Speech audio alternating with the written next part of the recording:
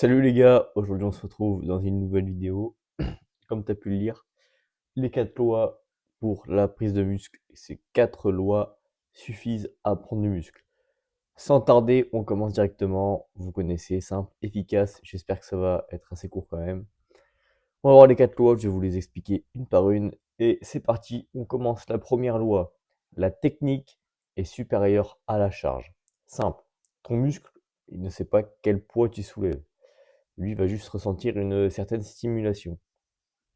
Quand tu vas laisser ton ego entrer en jeu, puisque c'est ça qui va te faire pousser toujours plus lourd et qui te dégrader ta technique, et ben quand tu vas laisser ton ego entrer en jeu, justement, c'est là où tu risques de dégrader ta technique euh, parce que tu vas te focaliser sur le poids, sur la charge de travail, et donc diminuer cette stimulation, diminuer cette stimulation qui aura pour but de cibler un groupe musculaire de manière précise. Et tu vas diminuer la qualité de cette stimulation sur ces muscles.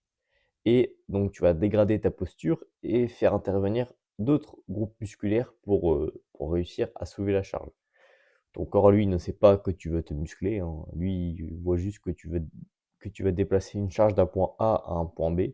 Donc, il va mobiliser tous les moyens qu'il peut pour réussir. C'est tout. Lui, la muscu, il s'en fout. Ton corps est fait pour la survie et ton muscle ne sait pas quel poids tu soulèves. Donc, la technique est supérieure à la charge. Ça, c'était la première loi. Tu as vu, ça va assez vite.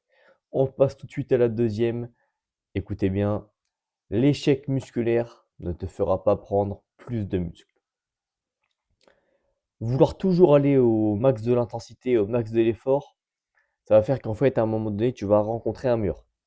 C'est le mur de la stagnation. Tu vas passer par une longue phase de stagnation si tu ne mets pas les bonnes choses en place, comme ce que j'ai pu t'expliquer dans la précédente vidéo. Surtout que, bon déjà, est-ce que tu sais ce que c'est un vrai échec musculaire? Est-ce que tu es capable d'atteindre un vrai échec musculaire? Et surtout, admettons que tu pousses ta série à l'échec sur la première série de ton exo, inéluctablement, ça va te forcer à prendre moins lourd ou à faire beaucoup moins de reps sur les 2 ou 3 séries d'après. Donc ça, en fait, ça peut diminuer le tonnage total. Ce qu'on appelle le tonnage total, c'est le poids total soulevé sur l'ensemble d'un exercice, sur l'ensemble des séries. Par exemple, si tu fais 10 reps à 100 kg, bah, ça fait 1000 kg fois le nombre de séries. Bref, tu as compris ce que je voulais dire. Donc en fait, c'est pareil. T'auras pas. On revient à ce que je disais pour la loi précédente, c'est que la qualité du stress qui va être imposé à ton muscle, elle va très vite se dégrader tout au fil de la séance. Tu vas plus être capable de pousser. Et surtout, à la fin, avec la fatigue accumulée, en fait, ce sera plus un échec musculaire au fil des semaines, mais ce sera un échec nerveux, parce qu'en fait, tu seras tellement fatigué que c'est ton système nerveux qui te dira stop. Déjà que scientifiquement, c'est un petit peu ce qui se passe quand tu penses à un échec musculaire, hein. Ton muscle va pas vraiment à l'échec, surtout ton système nerveux. Mais enfin bref, ça c'est autre chose. Je vais essayer de simplifier les trucs. Voilà, tu vas vite épuiser ton système nerveux, à faire ça tout le temps, et donc dégrader la qualité de ta récupération. La récupération, c'est ce qui te fait c'est ce qui te fait faire du muscle. Ta progression sera en dents de scie, encore ça c'est dans le meilleur des cas, hein, ou alors complètement bloqué en quelques semaines. C'est simple. Donc l'échec musculaire ne te fera pas prendre plus de muscles. Je regarde si j'ai bien tout dit, que j'avais pris quelques notes. Ouais, voilà, c'est ça, hein, c'est globalement j'ai tout dit. Euh, Peut-être que je ferai une vidéo dédiée à ce sujet-là. Dis-le moi en commentaire. Et tout de suite, on passe à la troisième loi. C'est la récupération qui te fait grossir. Et ça, je sais que tu négliges ta récupération parce que tu négliges ton sommeil, etc., etc. Sans une bonne récupération, c'est un système nerveux qui est en PLS. On l'a abordé un petit peu pour le point précédent.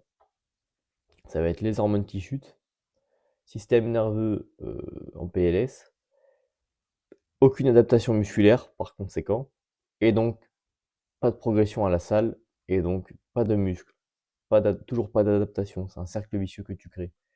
Système nerveux qui est mort, hormones en chute libre, ou plutôt, non, c'est pas comme ça que ça marche. Plutôt hormones, c'est un petit peu dissocié quand même. Mais on va dire système nerveux qui est en chute libre, qui ne récupère pas, qui est mort. À la salle, tu vas pas pouvoir performer. Donc si tu performes pas, tu progresses pas, tu fais pas de muscle. Voilà, aussi simple que ça. Et à côté, donc, tes hormones qui sont en chute libre, cortisol élevé, testostérone basse. Et ça aussi, ça participe à te faire stagner, voire régresser sur certains points. Donc c'est la récupération qui te fait grossir. Ton sommeil, il doit valoir de l'or, c'est simple.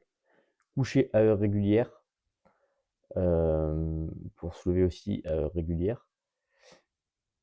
Limite les écrans avant d'aller te coucher, donc si tu es dans ta chambre, dans ton lit, etc., pas de télé, pas de télé dans la chambre, téléphone très peu. Vraiment qu'une fois que tu vas dans ta chambre, c'est pour dormir, quoi. Je t'invite à lire un petit peu avant, parce que je fais, moi ça marche bien la lecture. Et voilà, crée-toi une routine de sommeil, euh, pas de café après 16 heures, routine de sommeil, coucher à heure régulière, pas trop d'écran le soir dans ton lit, et déjà, tu faciliteras ton endormissement. Ça aussi, ça peut être un sujet à part.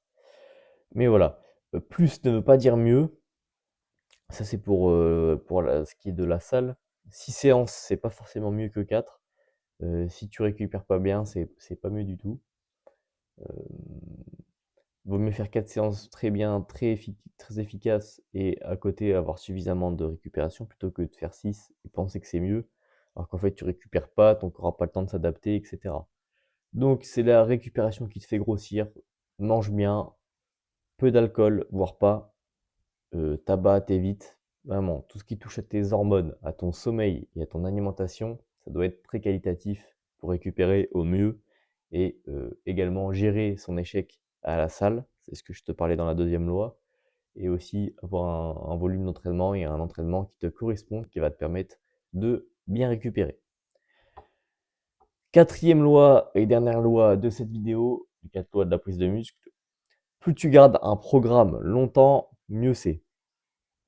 Ça aussi, je sais que c'est pas forcément quelque chose que tu peux entendre régulièrement sur les réseaux sociaux, mais ton corps, il prend un certain temps avant de s'adapter aux exercices de ton programme, à ce que tu vas faire, etc., à l'ordre des exos, etc.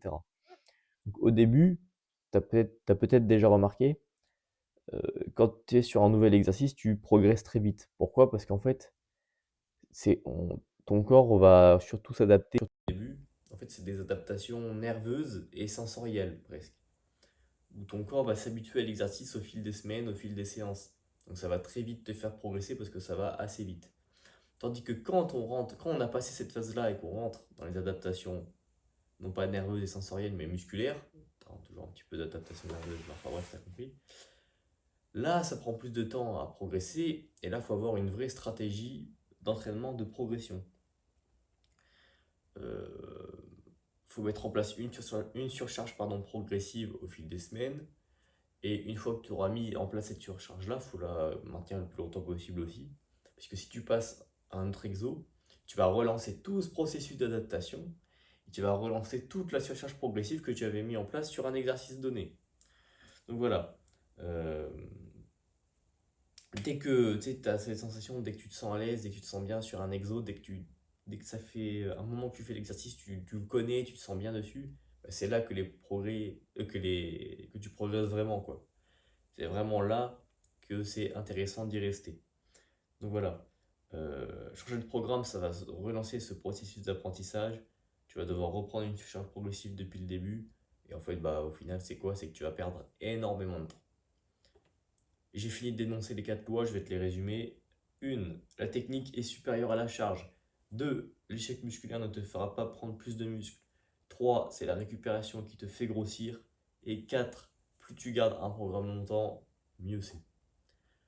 Pour du coaching, c'est sur Instagram, tout sera en description. N'hésite pas à aller me suivre aussi sur Instagram. Plusieurs réels par jour, story tous les jours. Bref, c'est vraiment là-dessus que je partage un maximum de contenu. Sinon, abonne-toi à cette chaîne YouTube, lâche un like si ça t'a aidé. Et je te dis à la prochaine. Merci d'avoir regardé.